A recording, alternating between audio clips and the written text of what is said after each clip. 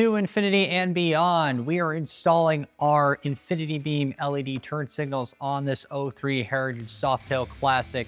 First thing you're going to want to do is take off the stock lenses. To do this, there are two Phillips head screws on both sides.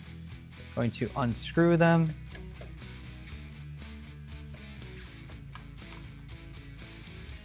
And remove the turn signal. What's really cool about these turn signals is that they have an integrated trim ring, so they blend in with the stock housing. This kit is going to come with two new screws to secure the turn signal in place. Start by plugging the new turn signal in, line up the screw holes,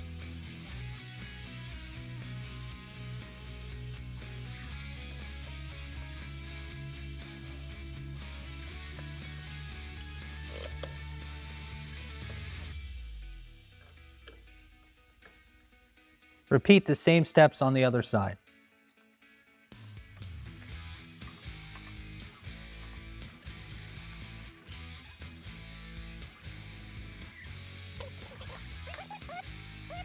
All right, now that we have them installed, all we have to do is test.